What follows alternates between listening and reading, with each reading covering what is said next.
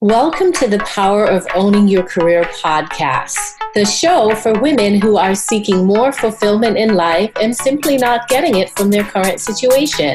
We focus specifically on careers, but hey, we spend a lot of time in our careers, so making changes here will definitely create an impact in your overall happiness. I'm your host, Simone Morris, and my mission is to empower women to succeed. I believe that in order to powerfully own your career, you must decide and claim that you want to sit in the driver's seat. You must know that you deserve better and be willing to not only do the requisite work, but be willing to go out on a limb to ensure your success.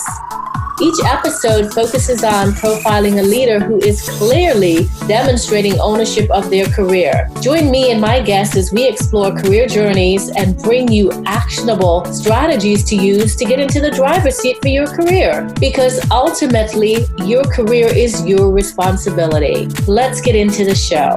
Hi, everybody. It's Simone Morris. Thanks so much for being a listener for the Power of Owning Your Career podcast. I'm thrilled to have you here listening and picking up tips for you to be in the driver's seat for your career. I am passionate about that, just so much so. Having had the experience of not being in the driver's seat for a very long time, I am passionate about empowering others to be in the driver's seat, and I like to walk my talk. So, I spend a great deal of time being intentional about being in the driver's seat for my career. I'm honored by all the guests that have come through the podcast just to share their wisdom and their knowledge and advice about being in the driver's seat. You will be thrilled with this week's guest. She has lots of wisdom to share. And so grab a notepad because it's going to be a delightful interview with the fabulous Liz Dederer, who is the CEO of Selling with Service and also Sales School for Entrepreneurs is one of her fabulous programs. Liz, welcome to the podcast. Thank you for having me. I'm excited to spend some time with you this afternoon. Awesome. Well, tell us a little bit about who you are and what you're currently doing. Yeah, so I am Liz Dederer, founder, CEO of Selling with Service, so fancy, and creator of the Sales School for Entrepreneurs, which is taking off this year, which I'm really excited about. And really, I'm on a mission to make it easier for women to have stronger conversations around and about money through sales. So that's really what I'm all about. Professionally, because I know this is a career-focused conversation, I grew up in retail, working in the stores, and then I moved into wholesale, the corporate side, did executive search for a number of years, building senior leadership teams, specifically in retail, and ultimately found out I was pregnant and said, I don't want to do this on somebody else's schedule anymore. Time management not being one of my strong suits. So I was like, this is going to be really interesting. And also at that same time, finding out I was pregnant, I was also really realizing that I was going to do the single mom thing. So I said, how can I really take power of and own my life? So I started my business when I found out I was pregnant, and I was able to leave my corporate job by the time my daughter was about 7 months old. It has been quite the entrepreneurial journey over the past 7 or 8 years. And I wouldn't trade it for a thing because it has made me a stronger advocate for women to own their strength and courage and conviction in conversations. Awesome. That was a wonderful intro. A couple things that came up for me. One is, would you say that you got into the driver's seat, and I mean take responsibility for your career, steering your path? Would you say that happened once you found out you were pregnant, or it happened before? What were the clues for you that you were in the driver's seat? I'm actually going to take it back to when I was 17 years old that I got in the driver's seat. And I was working at Blockbuster. I will date myself. I was working at Blockbuster, and all my friends were going off to college, and that just wasn't my jam. Like, I was kind of done with school at that point, so I knew I didn't want to go to college. I was going to take some community college classes and stuff like that. But so I was 17, graduated high school, working at Blockbuster Video. All my friends are going off to college, and I'm suddenly realizing, like, oh my God, I can't be the Blockbuster girl. Like, this is not who I am. I wasn't driving at the time. My dad came to pick me up from work, and he said, we started talking about that. He said, well, what do you want to do? And I said, you know that scene in Pretty Woman? And he goes, oh God, you want to be a hooker? And I said, no. Nice. No, the scene where she goes into the store and it's like the classic, the retail scene where she doesn't get the service. I said, I want to work in that store, but I want to be really nice to people. And we live in a town where there's just not like boutiques kind of a thing, like some big box, but that's about it. So I said, where do you even go to find a store like that? And he mentioned 2 towns that were going to be train distance away. So I said, well, which downtown is closer to the train station? He told me the one. The next week, I got my resume together. I had to borrow some like work appropriate clothes from a friend, took the train down, and I went door to door on the avenue, and I ended up getting 3 jobs, and I took the one that was the highest, and that happened to be at Saks Fifth Avenue, which I had never heard of in my life up until that point. And that started my career in fashion. I just decided I'm going to do something different. And actually at the time I was making, I think it was $5.50 an hour. And then Saks offered me $11 an hour. Oh my God. That is awesome. Yeah. So that's really where it started. That's really where it started. I love that. I love that so much because I don't know if you know, I started in retail as well. Oh, okay. I had this fabulous dream of being a buyer. So I have worked at so many stores. Macy's was my stomping ground. I actually worked at Saks as well. Okay. And did an internship at Macy's, but then, my path changed. I don't think I was a driver for a long time. It shifted a bit. But that's part of my background as well. I love that. That's awesome. So at 17, a lot of us don't know at 17 what we want to do and to take the steps to get there. So that's amazing. Yeah. And I would say that, starting my own business was really more where I got out of the car and just started paving my own roads. Oh, I love that. I love that. I may actually use that as the title of your episode, Get Out of the Car and Pave Your Own Road. That's it. That's awesome. That's what I did. I was, I had like a franchise type opportunity. And that was kind of the catalyst to get me out. So I had some structure, but it was really like, I didn't know any entrepreneurs. I didn't know any business coaches. I didn't know anything like that. So I just had to army crawl my way, very Sisyphusian style, to make things happen. And I had no roadmap or anything. So a lot of what I do now is I really help, provide that roadmap just because I've learned so much of what not to do over the years that are very common mistakes that I like to help people with. But I just started paving my own road. So talk to us about risk, because it takes a lot of moxie to get out of the car and to keep with it for that 7 to 8 years. What was your mindset like? What were you telling yourself, and how were you able to get comfortable with risk? So we're just going to pull the curtain back. We're being raw and real here, right? Absolutely.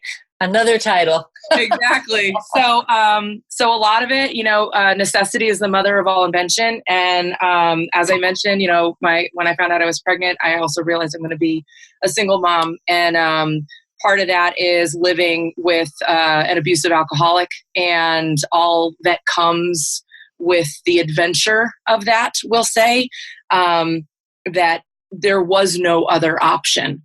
There was no option. There is only go forward.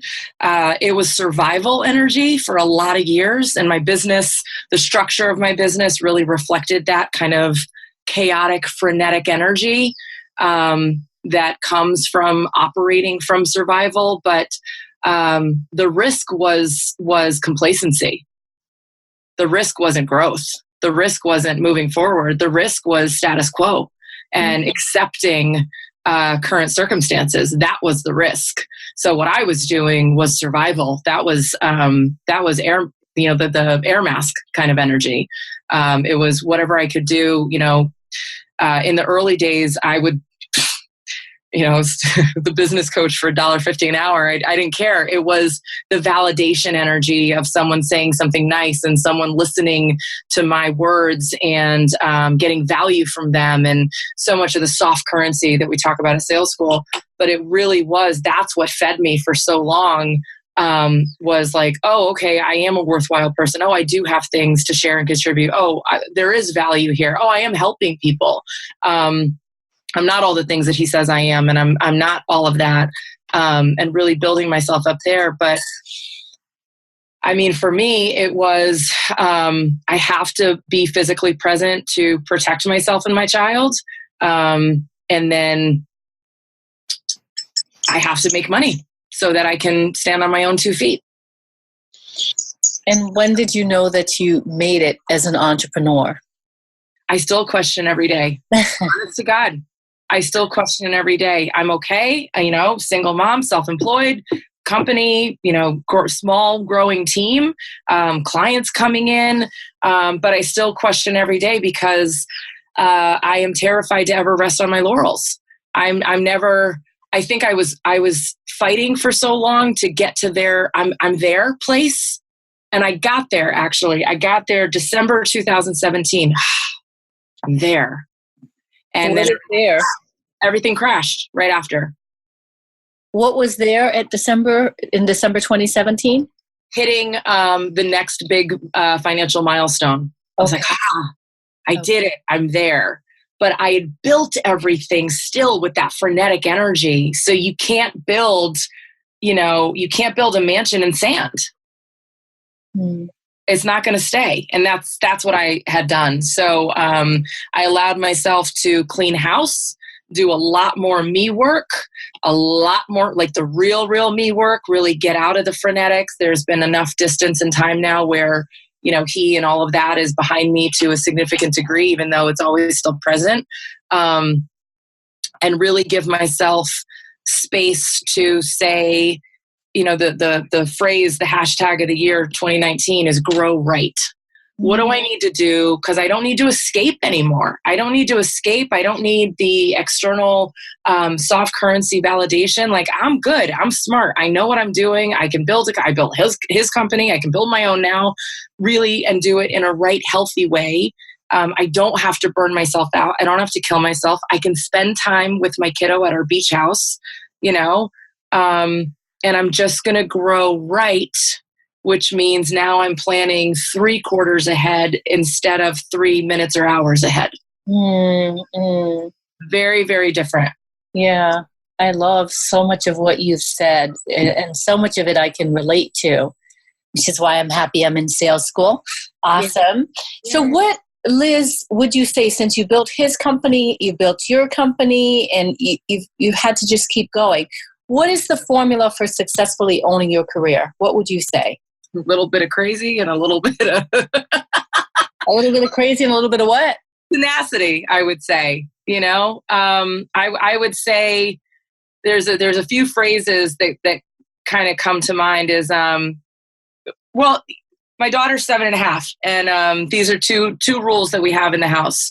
One, I do not let her say can't. It's just, she says it and she sees the mommy face come on and she knows that she's done something, that she said something she shouldn't say. And she's very aware that we do not say can't, because you can do anything. And the second to that is everything is figureoutable. So, I would say those 2 things really puts you in the driver's seat to own it. There's no can't. Everything's figureoutable. Do it differently. Hey everybody, this is Simone Morris, the host of the Power of Owning Your Career podcast. I want to talk to you today about a wonderful workshop that I will be hosting in Stamford, Connecticut on July 27th. And guess what? It's also called The Power of Owning Your Career. This is an experience that you do not want to miss. You know why? Because you want to take your career to the next level. You want to be in the driver's seat for your career. You have some big dreams, and I want to help you make them a reality. Here's some of the things that we're going to cover in the workshop. Number 1, I want you to leave confident that you can make your next career move. sometimes we get wounded in our careers and we get stuck or stalled and we don't know how to move forward. So I want to give you the confidence that you need to move forward. The next thing is answers to the burning career questions. This is a hot one that has come up in the previous workshops that I've given. And the nice thing is I've assembled a nice cast of experts that are going to talk to you about their career journey, how they got to the driver's seat, strategies for networking, building relationships, and answer your questions. So you don't want to miss Minda Hartz, Sheila Wall, Shannon Daniels, Tracy M., and myself answering your career questions. Additionally, you're going to get tools to help you with networking. Some of us do not like networking, so we want to reframe the conversation around networking and talk to you about how to build strategic relationships for career success. You don't want to miss this. I am excited to be bringing Owen Company to the workshop again. They do an amazing job of capturing the professional headshot. You want to have a professional headshot for things that you're doing in your career because it's a part of your personal brand. So that's something else that we'll be doing at the workshop. And finally, even though there's a lot more great things, but finally, I want to draw to your attention that we create a plan of action for moving your career forward. So if you are interested and ready to take your career to the next level, go to www.pooycexperience.com. Again, it's www.pooycexperience.com. And get your ticket, take a chance, take a leap, come on out and learn something, and believe me, you're going to walk away feeling more confident about the driver's seat and about the next chapter in your career. See you on July 27th in Stamford, Connecticut. I remember one day I was driving, this is in my business, I had an office for about a year and a half, which was great. It's great to put on pants and leave the house like a normal person and go to work. So I had an office for a while that I was going to, and I remember getting dressed and going to, driving and getting to the intersection right before I'm going to get on the highway to go to my office. And I'm at the red light and just this wave came over me and I'm like, I hate my job. I hate what I'm doing. I don't enjoy any of it. I'm going through the motions. I'm not looking forward to going to work. Mind you, it's my own company and my own office. And I'm like, I hate it. And before the light could turn green, I was like, I could change it. Yeah. I could change anything about what I'm going to do today. And I did. I changed everything. And a lot of what I was doing was just like a lot of busy work to kind of look like I've got things in motion. And it was just exhausting and it wasn't fulfilling and it wasn't making the cash register ring. So I just nixed it all. I deleted my entire database. Really? Yep. Wow. They weren't paying me. With no fear. Yeah. Oh, well, it wasn't like going to the office and hit delete on the whole thing. It definitely was like a process. Let me go through and first clean it up and let me retarget this group and let me, try to market to these people. And I was like, they're not my people. They were my people, but they're not anymore. Mm-hmm. And do I advise that as a marketing strategy? I don't know. But it was, I remember I built everything very energetic. I built everything with that frenetic kind of escape survival energy. And slowly but surely, I had to cut all those ties within my business so that I could have a really healthy foundation and grow right. So I love that because you were out everywhere. You were doing a lot, right? Yes. Just that part of that frenetic space because we're connected on social media. Yep. Yeah. Yep. I had a speaking tour. I was all over the country, very, very busy, but a lot of that was escape. Like, I don't want to be home right now. Mm-hmm. Mm-hmm. So let me go far, far away. Mm-hmm. Mm-hmm. Mm-hmm. Awesome. So what advice would you give to someone wanting to successfully own their career? Nike style. Just do it. Do it. Yeah. Just do it. We go into our heads so much.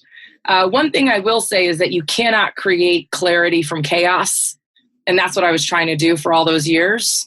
And that's why my business would come to some semblance of something and then crumble and et cetera. So I think it's really, have the CTJ, the come to Jesus meeting with yourself and ask yourself honestly, are you trying to escape something? Are you trying to create clarity from chaos? Are you in survival energy? Because if that's the case, then you're going to be grasping at straws. You're going to be army crawling your way up, and anything that you accomplish is going to bring energetically that energy with you. And that's what needs to get severed first. So go ahead. I'm sorry. Go ahead. So sometimes it's owning the career and owning and being in the driver's seat seems like this really go forward motion. And sometimes it is that stoplight moment where we just need to stop, ask the questions, go in and reassess where we are. And maybe that means taking a U-turn sometimes. Mm-hmm, mm-hmm. And that's not going backwards. That's recalculating. Recalculating. Yeah.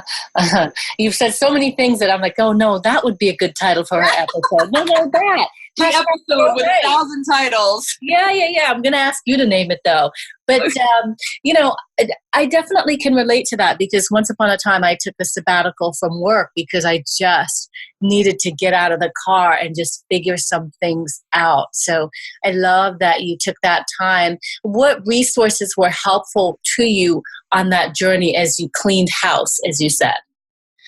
Gosh, everything. Definitely my physical tribe of the eWomen Network. And I've also grown into NAWBO, the National Association of Women Business Owners. But I would say eWomen Network is really like the tribe, the traveling sisterhood. Like when I was on my speaking tour, I was couch surfing with phenomenal women entrepreneurs all across the country. And that was great for a lot of reasons because I got a peek inside their home of really healthy relationships. And I was like, oh, she doesn't physically recoil when he walks into the room. Isn't that interesting? And just, so that was a lot of it. Being in a tribe of women who really understood power and drive and purpose and intention. A lot of people don't. We're a special breed. So that was really important. And then podcasts. Listening to other people's stories. For me, it was Al-Anon, sitting in the room and listening to other stories. And I'm sitting there like, why does everyone know my life right now? Like all of their words were mine. And that was really healing because I wasn't the only one who was experiencing this craziness at home. YouTube videos, honestly, horoscopes and tarot cards. Like that's a huge thing for me too. I started to heal any way that I could to listen for maybe it's the moon, maybe it's the this, maybe it's the that. And just I did what worked for me unapologetically, but it was listening to resources like this, listening to the words of others so that I could see more of myself out there, that I wasn't isolated and alone, which breaks down the wall of shame.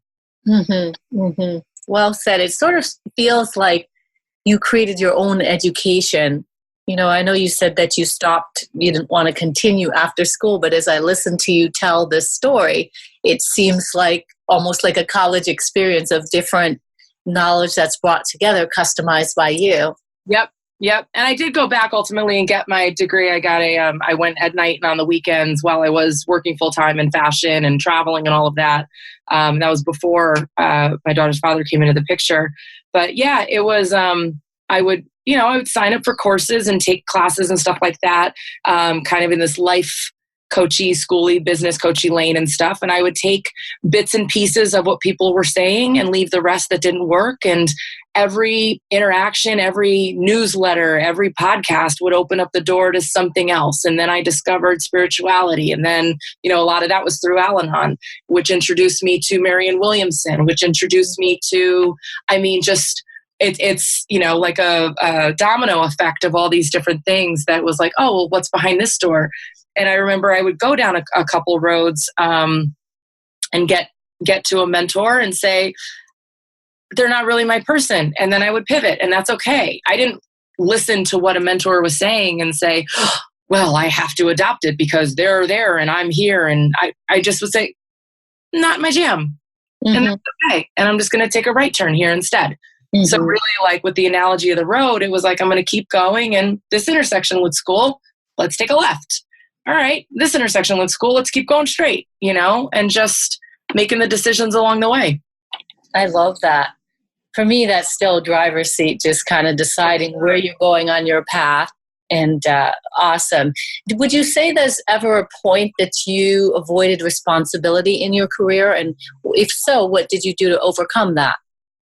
Yeah, I've definitely gone back into what I call like little kid energy. That escapism, like it's too much adulting for one person at once. Single mom, business owner, the money side of things, his business tanking, the alcoholism, the abuse, the custody, the courts, you can only take but so much. So I'm very blessed that my parents are local and I was able to kind of couch surf with them for a little while during all the chaos. And that would allow me to kind of go into my turtle shell and cocoon, whatever animal you want to choose, but just park the car. Mm-hmm.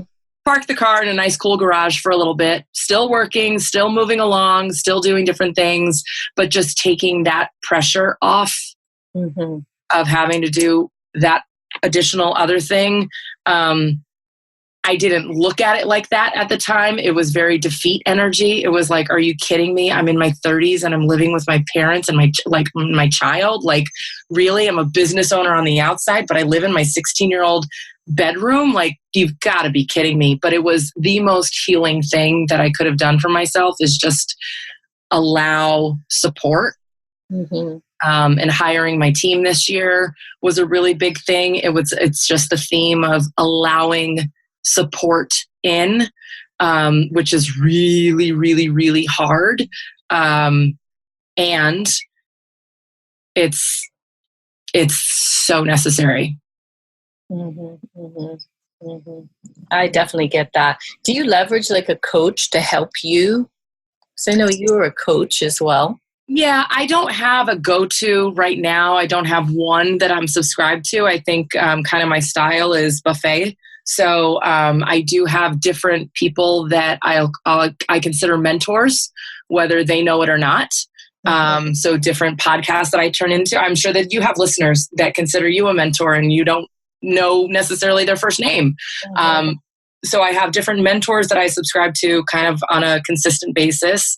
And then I do have a few coaches that I kind of keep on speed dial that we connect as we need to, when I need a quick alignment, a chiropractic alignment. Nice. You have such a way with words. I love it. It creates such vivid imagery. Thank you. Yeah. Nicely done. So I think we talked about resources. Is there anything online or otherwise that you think would be helpful to our listeners in terms of owning their careers? There is a training that I have. It's entrepreneurial focused, but it could be really helpful, because I think one of the reasons why women especially don't own their careers is hesitation around the financial conversation. Inability to negotiate, not going and knowing what you can negotiate around and about. And it's not a training specifically for that, but it definitely touches a lot on it. And I think it would be really valuable. It's the softer side of money. It's raiseyourfeeswithease.com, all traditional spelling. And I think that free training, just all you need is an email to get it. raiseyourfeeswithease.com. And it's a 4-part mini training. So each one is about 10-15 minutes.